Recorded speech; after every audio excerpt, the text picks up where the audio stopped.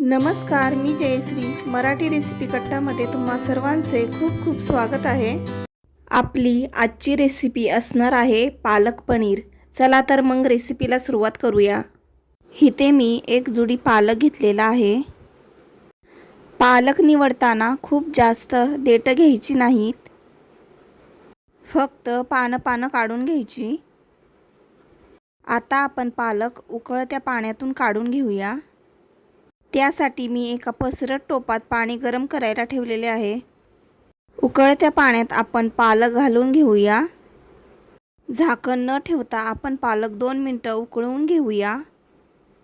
2 minute झाल्यानंतर गरम पाण्यातून पालक काढून लगेचच थंड पाण्यामध्ये टाकून घेऊया, म्हणजे त्याची कुकिंग प्रोसेस थांबते आणि पालकचा रंग तसाच राहतो। आता आपण पालक असाच 10 मिनिटे थंड पाण्यामध्ये ठेवून देऊया। तोवर आपण बाकीची तयारी करून घेऊया। इथे मी 10 ते 12 काजू घेतलेले आहेत। ते तासभर भिजत ठेवून त्याची पेस्ट करून घेऊया। मिक्सरच्या भांड्यामध्ये एक बारीक चिरलेला टोमॅटो घेतलेला आहे।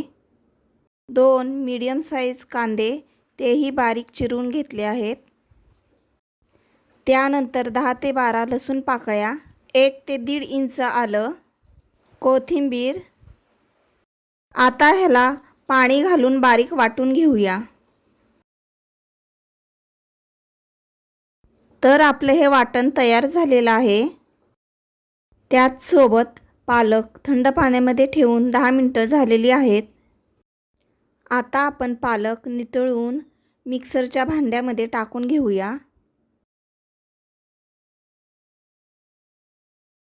त्यानंतर त्यात 4 ते 5 हिरवी मिरची, थोडी कोथिंबीर।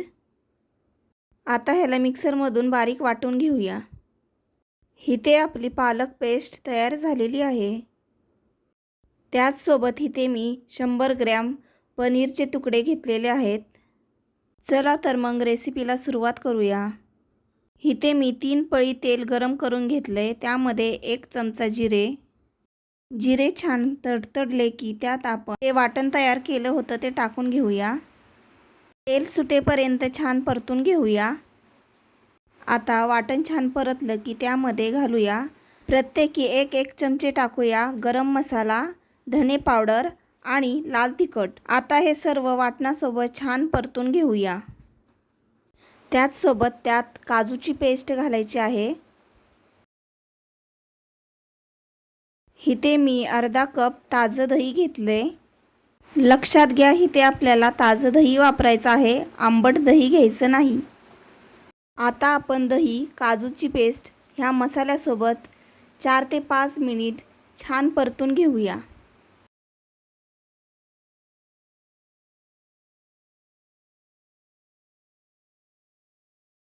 मसाले तेल सुटेपर्यंत परतले की त्यामध्ये पालक पेस्ट टाकून घेऊया।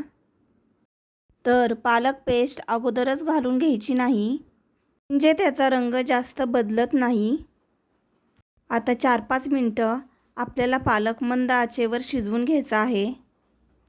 आता आपला पालक छान शिजलेला आहे। त्याचा कच्चेपणा पूर्णपणे निघून गेलेला आहे। आता आपण ह्यामध्ये चवीपुरतं मीठ घालून घेऊया। मीठ घालून ह्याला मिसळून घ्यायचं आहे। शेवटी आपण पनीरचे तुकडे घालून घेऊया। पनीर अगोदर तळूनही घेऊ शकता। सोबतच ह्यामध्ये आपण फ्रेश क्रीम घातलेली आहे। फ्रेश क्रीम नसेल तर आपण दुधावरची सायही घालू शकता।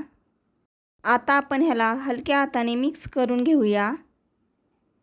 त्यानंतर मिनिटभर आपण मंद आचेवर शिजवून घेऊया।